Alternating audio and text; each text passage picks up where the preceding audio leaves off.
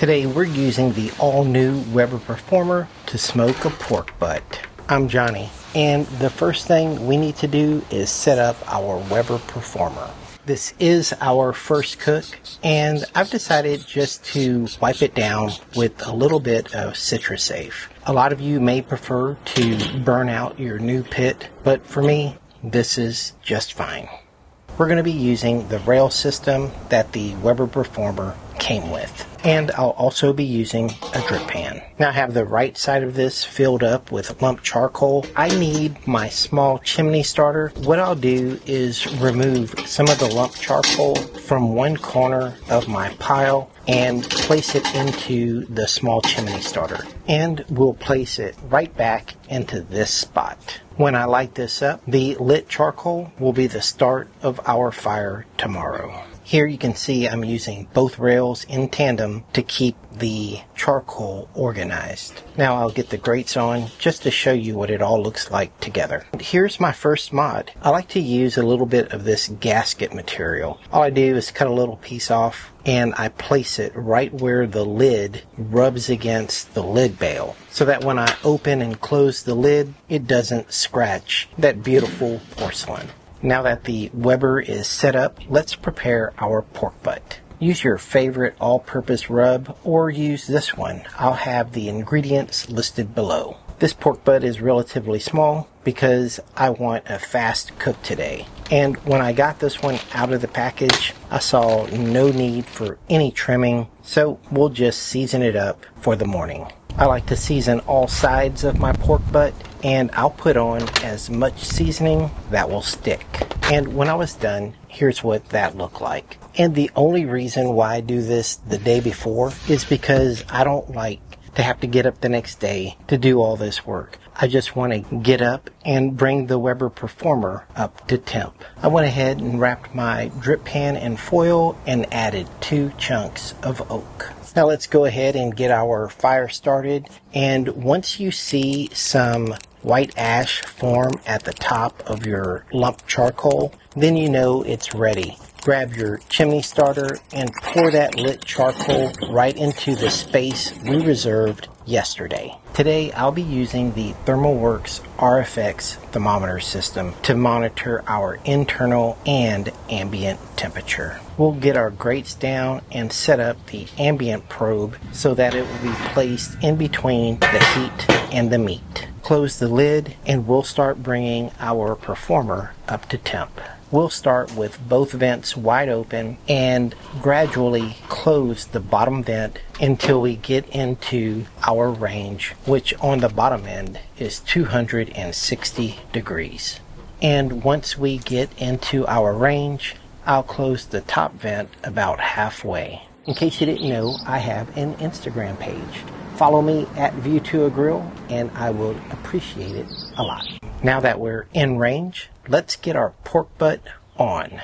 Now we are placing the pork butt on the indirect side of this grill. We don't want to place it over the direct fire. Now just close your lid and start monitoring your temperature. Now if we look at our graph, you can see where I opened the lid, and then here I messed with the thermometer a little bit because I knocked it off, and then I got the lid back on. At about 11 o'clock, we're getting into our range. And then at around 11:30, our temperature started rising because the wind picked up.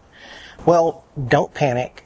All you have to do is make a top vent adjustment to slow that down. Now, it will take a few minutes for that vent adjustment to work, but you can see here we're at 12 o'clock now, and it's time to spritz our pork butt. Now just get your lid open, give your pork butt a good dousing of water, and immediately close the lid.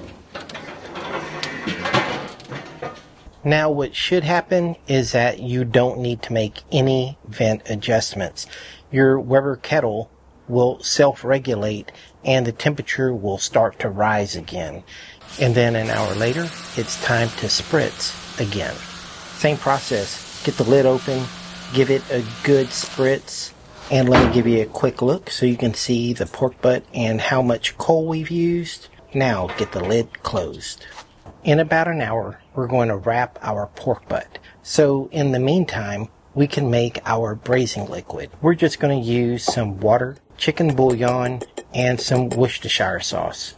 We'll stir that up, and then about an hour later, it's time to wrap our pork butt. I'm going to use a foil pan because I want to preserve all of the remaining fat and au jus that we're going to create while the pork butt is braising. Now pour in your braising liquid, place some foil paper over the top of your pork butt and seal that. Next, refill your charcoal if necessary, and then get your pork butt back on to the grill. Now all we have to do is finish cooking the pork butt. Now the rest of this is easy. We'll reset our temperature alert to 350 degrees and just let it go until it is probe tender, or in this case 208 degrees. Once it's nice and tender, we'll go ahead and pull that off, and now it's time to check our results.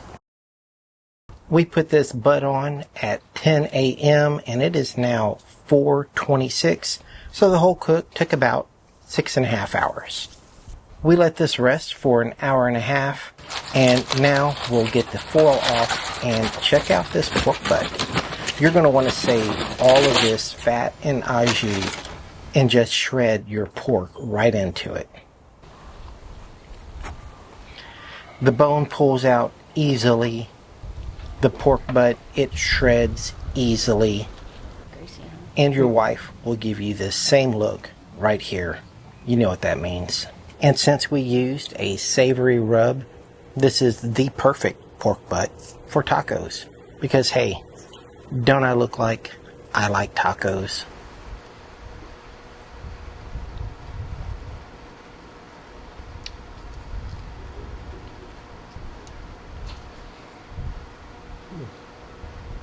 And these tacos right here are absolutely delicious. Now a few quick points on the new Weber Premium. I really like the angle of this handle and this new lift and latch clean out system they have. I would say the biggest fail is the lack of two front rotating casters. The biggest win would be this lid bail position. The lid just goes back and tucks away out of your way. This is an incredible feature. But damn it, Weber, no wheels, come on. If you haven't already subscribed to View to a Grill, go ahead, hit that subscribe button. I'll see you guys next time. Take care, y'all.